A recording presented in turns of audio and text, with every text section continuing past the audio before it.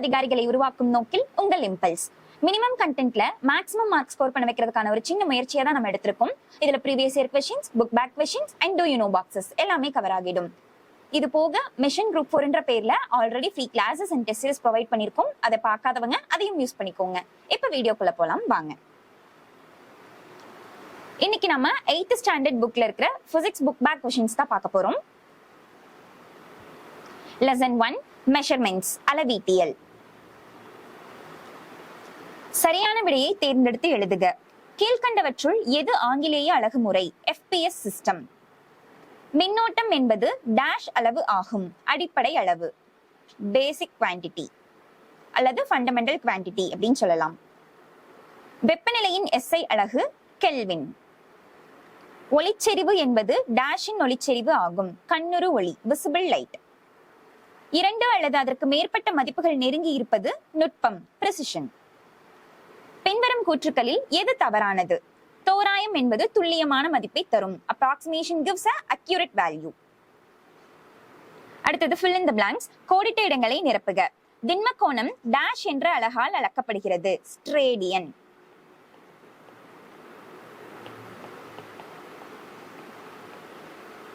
ஒரு பொருளின் குளிர்ச்சி அல்லது வெப்பத்தின் அளவானது டேஷ் என அழைக்கப்படுகிறது. வெப்பநிலை, டெம்பரேச்சர்.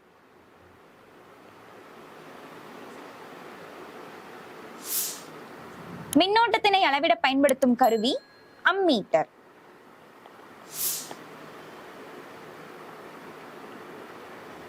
ஒரு மோல் என்பது 0.06.023 into 10^23 துகள்களை உள்ளடக்கியது ஆகும். அளவீடுகளின் நிலையற்ற தன்மை டேஷ் என அழைக்கப்படுகிறது. பிழை, எரர். அளவிடப்பட்ட மதிப்பு உண்மை மதிப்புடன் நெருங்கி இருப்பது துல்லிய தன்மை எனப்படும். அக்யூரசி.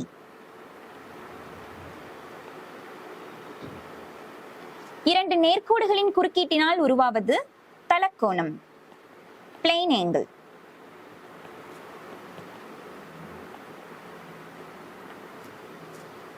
அடுத்தது ட்ரூ ஆர் ஃபால்ஸ். சரியா தவறா என கூறுக. ஒரு அமைப்பில் உள்ள துகள்களின் மொத்த இயக்க ஆற்றலின் அளவே வெப்பநிலை எனப்படும். தவறு. ஏன்னா மொத்த ஆற்றல் கிடையாது, சராசரி இயக்க ஆற்றல், அதாவது ஆவரேஜ் கைனடிக் எனர்ஜி. ஒரு கூலும் மின்னூட்டம் 1 நிமிடத்தில் பாயும் எனில் அது 1 ஆம்பியர் என அழைக்கப்படுகிறது. இதுவும் தவறு. 1 நிமிடம் அல்ல, 1 வினாடி, அதாவது 1 செகண்ட்ல தான் பாயணும். ஒரு பொருளில் அடங்கியுள்ள துகள்களின் எண்ணிக்கையே பொருளின் அளவு ஆகும். இது சரி. ஒரு மெழுகுவர்த்தியிலிருந்து வெளியாகும் ஒளிச்செறிவின் தோராய மதிப்பு 1 கேண்டிலாவிற்கு சமம். இதுவும் சரி. குவார்ட்ஸ் கடிகாரங்கள் GPS கருவிகளில் பயன்படுகின்றன. இது தவறு. ஏன்னா அணு கடிகாரங்கள், அட்டாமிக் கிளாக்ஸ் தான் GPS டிவைசஸ்ல நம்ம யூஸ் பண்றோம். அடுத்தது பாருங்க, 4.582 எண்ணின் முழுமையாக்கப்பட்ட மதிப்பு 4.58. இதுவும் சரி. சோ இந்த இங்கிலீஷ்ல 6 தான் ஒரு क्वेश्चन கொடுத்திருக்காங்க, தமிழ்ல கொடுத்திருக்க மாட்டாங்க. என்னன்னு பாருங்க. Angle formed at the top of a cone is an example for plane angle. Actually இது தவறு. ஏன்னா இந்த இடத்துல solid angle அப்படின்னு சொல்லிட்டு தான் வரணும். தமிழ்ல என்னன்னு பாத்தீங்கன்னா, கூம்பின் உச்சியில் உருவாகும் கோணம் என்று திண்ம கோணம் அழைக்கப்படுகிறது. இதுதான் சரியான விடை. அடுத்தது பொறுத்துக. Match the following. வெப்பநிலை, குளிர்ச்சியான அல்லது வெப்பத்தின் அளவு. தலக்கோணம் 2 தளங்களின் குறுக்கீட்டினால் ஏற்படும் கோணம். திண்ம கோணம் 3 அல்லது அதற்கு மேற்பட்ட தளங்களின் குறுக்கீட்டினால் ஏற்படும் கோணம். துல்லிய தன்மை உண்மையான மதிப்பின் நெருங்கிய அளவு. நுட்பம் 2 அல்லது அதற்கு மேற்பட்ட அளவீடுகளின் நெருங்கிய தன்மை. அடுத்தது பாருங்க, கூற்று காரணம், அசோசியேஷன் அண்ட் ரீசன். கூற்று SI அலகு முறை அளவீடுகளுக்கான மிகச் சரியான முறை ஆகும். காரணம் வெப்பநிலைக்கான SI அலகு கெல்வின். இதுக்கான ஆன்சர் என்னன்னு பாத்தீங்கன்னா, கூற்று மற்றும் காரணம் ஆகிய இரண்டும் சரி. ஆனால் கூற்றுக்கான சரியான விளக்கம் அல்ல. செகண்ட் ஒன் பாருங்க. கூற்று மின்னோட்டம், பொருளின் அளவு, ஒளிச்செறிவு ஆகியவை அடிப்படையில் இயற்பியல் அளவுகள் ஆகும். சரி.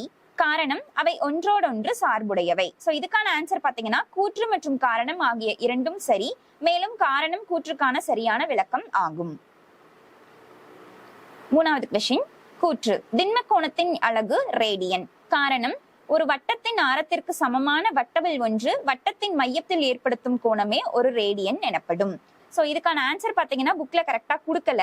கரெக்டான ஆன்சர் என்னன்னு பாத்தீங்கன்னா கூற்று தவறு, ஆனால் காரணம் சரி. So statement wrong and but assertion is right.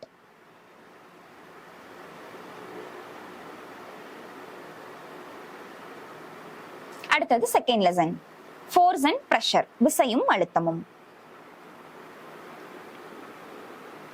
சரியான விடையை தேர்ந்தெடுத்து எழுதுக. ஒரு பொருள் இயங்கும் திசைக்கு எதிரான திசையில் விசையை செலுத்தினால் அப்பொருளின் இயக்கமானது நின்றுவிடும். Stop moving. திரவத்தினால் பெறப்படும் அழுத்தம் எதனால் அதிகரிக்கிறது? திரவத்தின் அடர்த்தி, திரவத்தம்ப உயரம், இரண்டுமே. சோ ஆப்ஷன் சி, ஏ மற்றும் பி. அழுத்தத்தின் எஸ்ஐ அலகு ஆப்ஷன் டி, ஆ மற்றும் ஆ, போத் ஏ அண்ட் பி. கடல் மட்டத்தில் வளிமண்டல அழுத்தத்தின் மதிப்பு 76 சென்டிமீட்டர் பாதரச தம்பம், 76 சென்டிமீட்டர் ஆஃப் மெர்க்குரி காலம். பாஸ்கல் விதி டேஷில் பயன்படுகிறது? மேற்கண்ட அனைத்தும், ஆல் தி அபவ். கீழ்காணும் திரவங்களுள் எது அதிக பாகுநிலை உடையது? கிரீஸ். பாகுநிலையின் அலகு boys.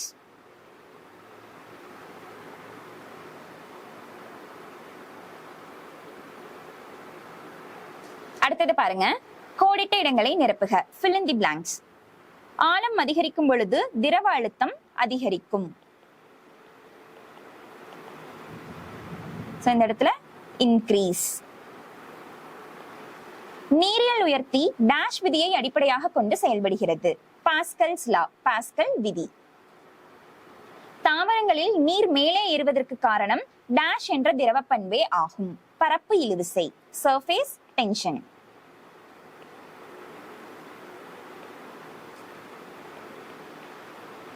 Surface tension. Fourth question. எளிய பாதரசமானி முதலில் டேஷ் என்பவரால் உருவாக்கப்பட்டது? டாரி செல்லி.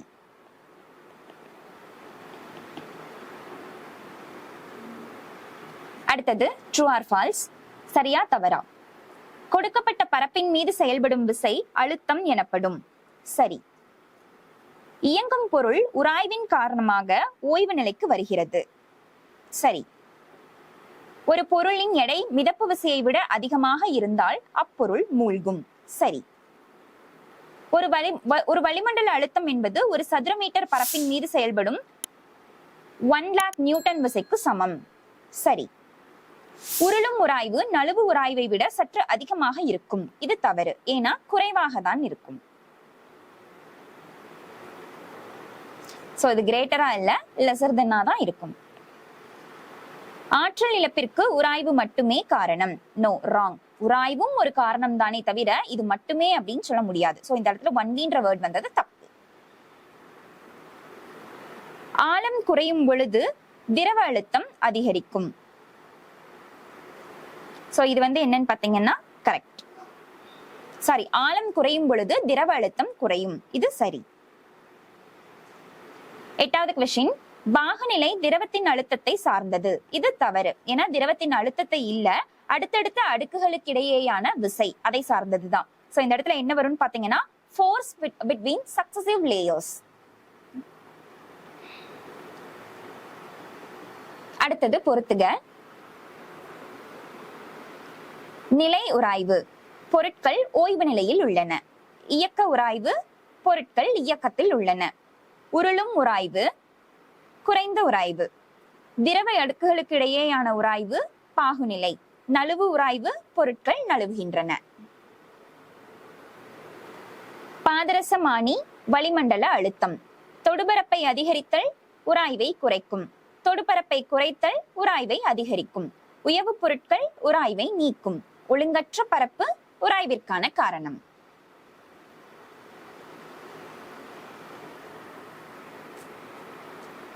அடுத்தது பாருங்க, நூலில் போடப்பட்டுள்ள முடிச்சு நிலை உராய்வு. பந்து தாங்கிகள் உருளும் உராய்வு. சோ அந்த இடத்துல not in a thread static friction, ball bearing rolling friction. கீழ் நோக்கிய விசை அப்படின்னா எடை. திரவங்களால் தரப்படும் விசை மிதப்பு விசை, buoyant force. அடுத்தது கணக்கீடு, ஒரு ப்ராப்ளம் கொடுத்திருக்காங்க. இதுக்கான ஆன்சர் என்னன்னு பாத்தீங்கன்னா 20 into 10 power 4 nm power -2. அடுத்தது கூற்று மற்றும் காரணம், assertion and reason. கூற்று, கூர்மையான கத்தி காய்கறிகளை வெட்ட பயன்படுகிறது. காரணம், கூர்மையான முனைகள் அதிக அழுத்தத்தை தருகின்றன. இதுக்கான ஆன்சர் என்னன்னு பாத்தீங்கன்னா கூற்று மற்றும் காரணம் இரண்டும் சரி, மேலும் காரணம் கூற்றுக்கான சரியான விளக்கம். So both assertion and reason are true and reason is the correct explanation of assertion. Second question, கூற்று, தோல் பைகளில் அகலமான பட்டைகள் அமைக்கப்படுகின்றன. காரணம், அகலமான பட்டைகள் நீண்ட நாள் உழைக்கும். சோ இதுக்கான ஆன்சர் என்னன்னு பாத்தீங்கன்னா கூற்று மற்றும் காரணம் இரண்டும் சரி, ஆனால் காரணம் கூற்றுக்கான சரியான விளக்கம் அல்ல. Both assertion and reason are true, but reason is not the correct explanation of assertion. Third question பாருங்க, நீர்ச்சிலந்தி தண்ணீரின் மேற்பரப்பில் எளிதாக நகர்ந்து செல்கிறது. காரணம், நீர்ச்சிலந்தி குறைவான மிதப்பு விசையை உணர்கிறது அப்படின்னு சொல்லியிருக்காங்க. ஆக்சுவலா இதுக்கான ஆன்சர் என்னன்னு பாத்தீங்கன்னா கூற்று சரி, ஆனால் காரணம் தவறு. ஏன்னா இந்த இடத்துல குறைவான மிதப்பு விசை இல்ல, மேல தண்ணீரின் மேல் இருக்கும் ஒரு படலம், அதனாலதான் நீர் சிலந்தி நடக்குது. அடுத்தது லைட், ஒளியியல். சரியான விடையை தேர்ந்தெடுத்து எழுதுக. வளைந்த எதிரொலிக்கும் பரப்பை உடைய ஆடிகள் கோளக ஆடிகள், ஸ்பெரிக்கல் மிரர்ஸ். உட்புறமாக எதிரொலிக்கும் பரப்பை உடைய ஆடி குழி ஆடி, கான்கேவ் மிரர். வாகனங்களில் பின்காட்சி ஆடியாக பயன்படுத்தப்படும் ஆடி குவி ஆடி, கான்வெக்ஸ் மிரர். ஒரு ஆடியின் ஆடி மையத்திற்கும் வளைவு மையத்திற்கும் இணைக்கும் கற்பனை கோடு முதன்மை அச்சு எனப்படும், பிரின்சிபல் ஆக்சிஸ். முதன்மை குவியத்திற்கும் ஆடி மையத்திற்கும் இடையே உள்ள தொலைவு டேஷ் என்று அழைக்கப்படுகிறது, குவிய தொலைவு, ஃபோக்கல் லென்த். ஒரு கோளக ஆடியின் குவிய தொலைவு 10 சென்டிமீட்டர் எனில் அதன் வளைவு ஆரம் 20 சென்டிமீட்டர். பொருளின் அளவும் பிம்பத்தின் அளவும் சமமாக இருந்தால் பொருள் வைக்கப்படும் இடம் சி. அடுத்தது கோடிட்ட இடங்களை நிரப்புக, fill in the blanks. அழகு நிலையங்களில் அலங்காரம் செய்ய பயன்படுத்தப்படும் கோளக ஆடி குழி ஆடி, கான்கேவ் மிரர். கோளக ஆடியின் வடிவியல் மையம் ஆடி மையம் எனப்படும், போல்.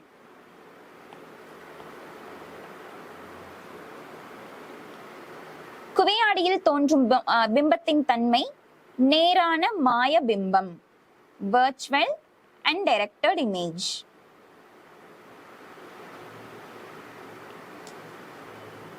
கண் மருத்துவர் கண்களை பரிசோதிக்க பயன்படுத்தும் கண்ணாடி குழி ஆடி, கான்கேவ் மிரர். ஒளிக்கதிர் ஒன்றின் படுகோணத்தின் மதிப்பு 45 டிகிரி எனில் எதிரொலிப்பு கோணத்தின் மதிப்பு 45 டிகிரி. இணையாக உள்ள இரண்டு சமதள ஆடிகளுக்கிடையே ஒரு பொருளானது வைக்கப்பட்டால் உருவாகும் பிம்பங்களின் எண்ணிக்கை முடிவிலா எண்ணிக்கை, இன்ஃபினிட்டி.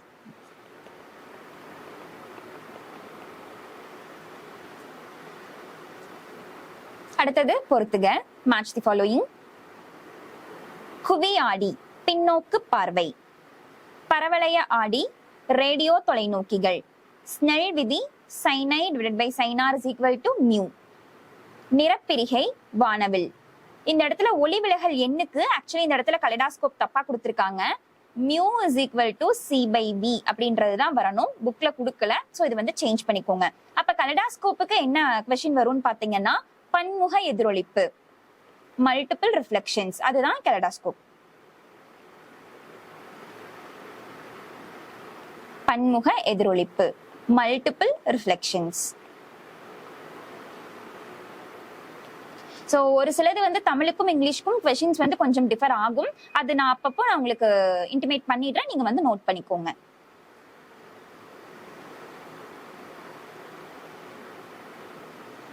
அடுத்தது 4th லெசன், ஹீட், வெப்பம்.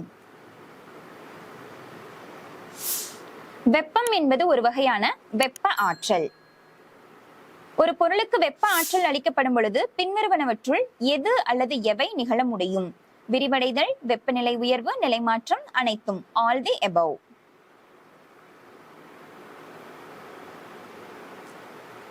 பின்வரும் பொருட்களில் எது அதிக வெப்ப ஆற்றலை உட்கவர்கிறது? அனைத்தும். All the above.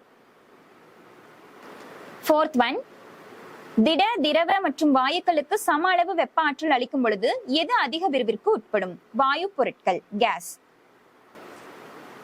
அடுத்தது ஃபிஃப்த் கொஸ்டின், திரவ நிலையிலிருந்து திடநிலைக்கு மாறும் நிகழ்விற்கு டேஷ் என்று பெயர்? உறைதல், ஃப்ரீசிங். வெப்ப கடத்தல் முறையில் வெப்ப ஆற்றல் பரிமாற்றம் டேஷில் நடைபெறும்? திடப்பொருள், சாலிட்ல நடக்கும்.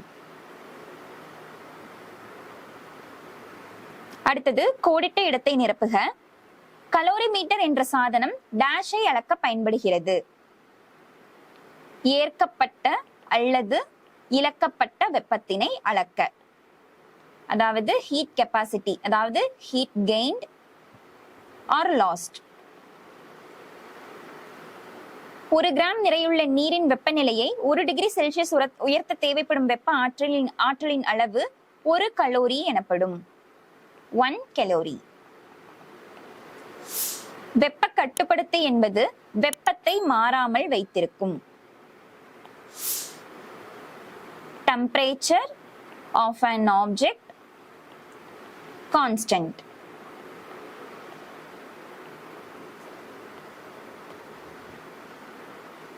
அடுத்தது fourth question, வாயு நிலையிலிருந்து திரவ நிலைக்கு ஒரு பொருள் மாறும் நிகழ்விற்கு டேஷ் என்று பெயர்?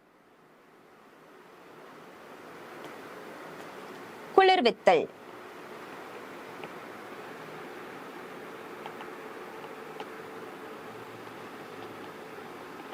டிபோசிஷன். ஒரு அமைப்பிற்கு வெப்ப ஆற்றலை அளிக்கும் பொழுது அதன் வெப்பநிலை அதிகரிக்கும், இன்க்ரீஸ்.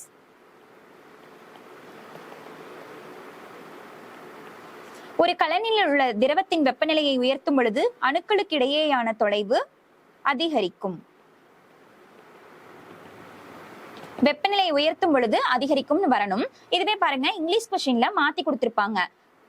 டிக்ரீஸ் பண்ணா என்ன ஆகும் கேட்டிருப்பாங்க. சோ டிக்ரீஸ் பண்ணா என்னதான் ஆகும்? கண்டிப்பா டிக்ரீஸ் தான் ஆகும். தமிழ் கொஸ்டின்ல இன்க்ரீஸ் பண்ணா அதிகரிக்கும் பொழுது என்ன ஆகும் கேட்டிருப்பாங்க, அதிகரிக்கும். இங்கிலீஷ் புக்ல டிக்ரீஸ் பண்ணும்போது என்ன ஆகும் கேட்டிருக்காங்க. சோ டிக்ரீஸ்னு எழுதிக்கோங்க.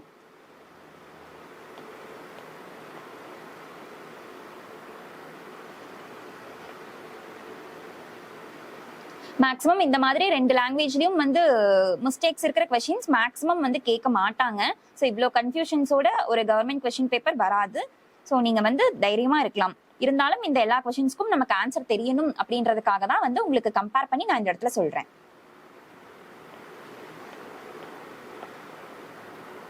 அடுத்தது பாருங்க, சரியா அல்லது தவறா? True or false?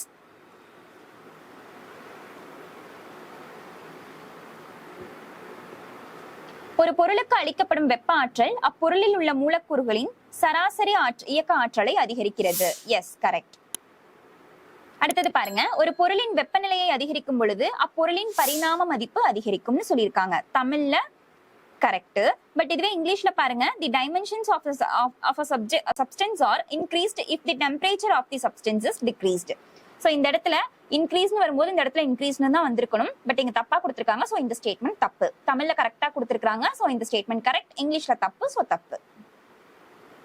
Third one பாருங்க, ஒரு பொருளானது திட நிலையிலிருந்து வாயு நிலைக்கு மாறும் நிகழ்விற்கு குளிர்வித்தல் என்று பெயர். தப்பு. அதுக்கான பெயர் என்னன்னு பாத்தீங்கன்னா பதங்கமாதல், சப்ளிமேஷன்.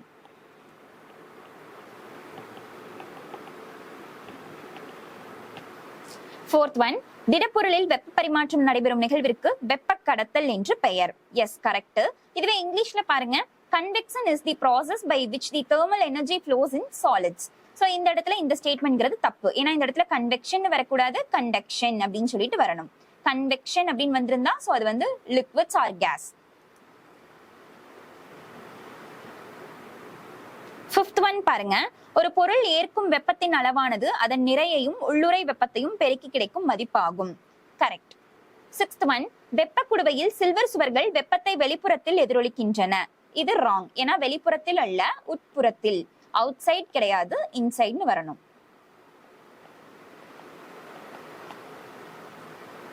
அடுத்தது பொறுத்துக. வெப்ப கடத்தல் திடப்பொருட்கள்ல நடைபெறும். இதுவே வெப்பச்சலனம் அப்படின்னா திரவ பொருட்கள். வெப்ப கதிர்வீச்சு வாயு. பதங்கமாதல் அப்படின்னா திண்மம் வாயுவாதல். குளிர்வித்தல் அப்படின்னா வாயு திரவமாதல். அடுத்தது பாருங்க, கூற்று காரணம், அசர்ஷன் அண்ட் ரீசன். கூற்று, வெற்றிடத்தில் வெப்ப ஆற்றல் பரவும் முறைக்கு வெப்ப கதிர்வீச்சு என்று பெயர். சரி. காரணம், அணுக்களின் இயக்கமின்றி ஒரு பகுதியிலிருந்து மற்றொரு பகுதிக்கு வெப்பம் பரவும் முறைக்கு வெப்ப கதிர்வீச்சு என்று பெயர்.